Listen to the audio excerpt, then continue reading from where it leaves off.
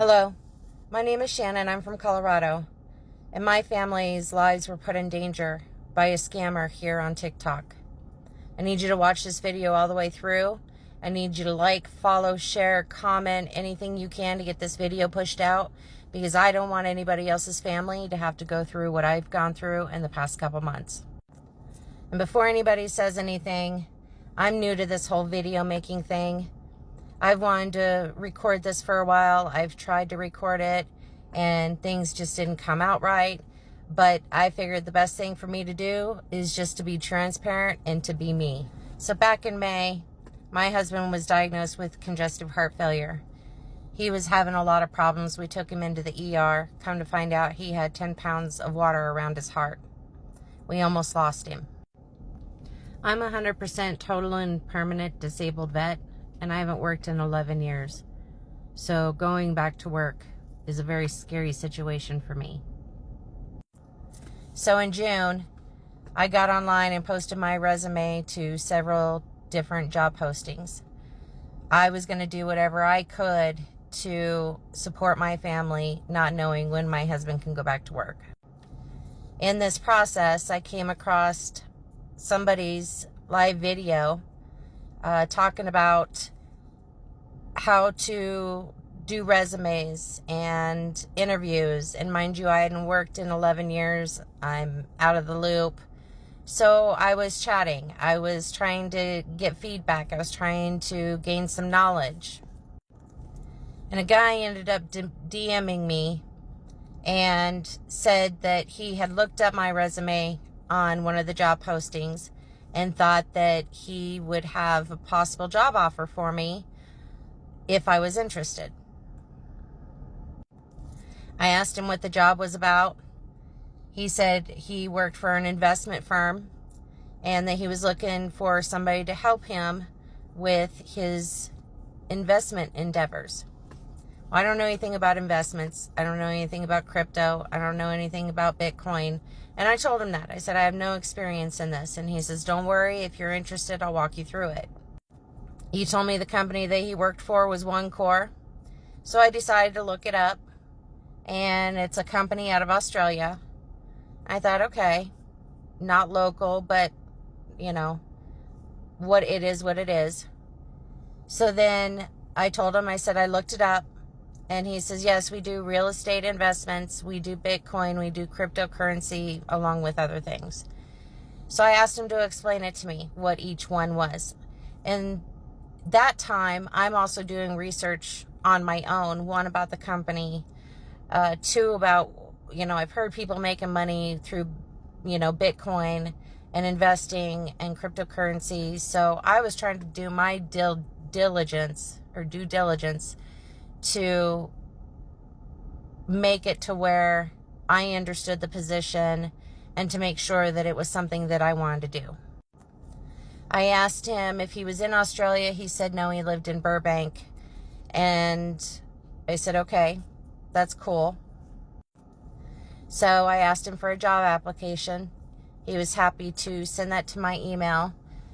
I filled it out. I submitted it back. I had some questions about taxes and things like that. He answered those for me. Now, mind you, everything seemed really legit. Like, I had done my homework. I looked into this company. There were no red flags at all at this point. I know it's probably sounding now that I'm naive, and maybe I was, but I was desperate given the circumstances. So after he came back and said that my application had been approved, that the OneCore was going to hire me on, I was ecstatic. I was like, oh my God, this is something I can do from home. I asked him about income, and he said, well, it all depends on the investments. So if I invest in Bitcoin, for example, I invest $50,000, I would get a percentage of that up front. And when I sold the Bitcoin, I would get a percentage off the back. I told him I didn't want my personal finances to interfere with this at all. So he had told me to open up an account with Barclay and open up an account with Uphold. and Barclay would be the account that I would receive the investment money in. I would transfer that into Uphold. I would buy Bitcoin, and then he would tell me when to sell. At this point, he asked me to add him onto my WhatsApp because he was going to be giving me information, account numbers, things like that, and he was worried about the encryption. I understood that. So I went ahead and added him on my WhatsApp. At that point, he had given me the account numbers for the investment account that I would be withdrawing money from to put into my Barclay account. And I went in, submitted everything, and he says, well, we're going to do a dry run.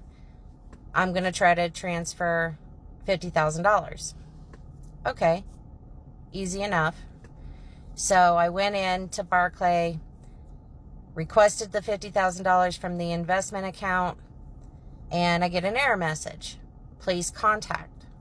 So I contact them, and they said, well, we need to verify the transfer. So they asked me how much it was. I told them. They asked me other information. I told them. And they said, okay, it'll be 3 to 5 days before that money goes into my Barclay account. Okay, no problem. Now, during this whole excursion, we were talking back and forth. I asked him if he had kids. He said no.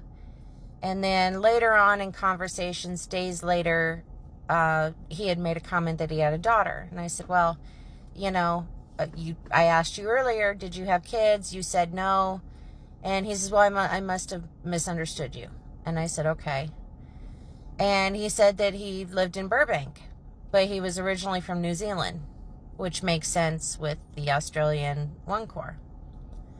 And I noticed on his WhatsApp that his area code was San Diego.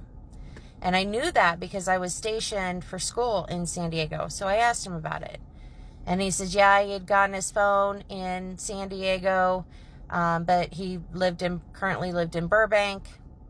Okay, I get that. I have a daughter with a Colorado number, and she lives in Florida.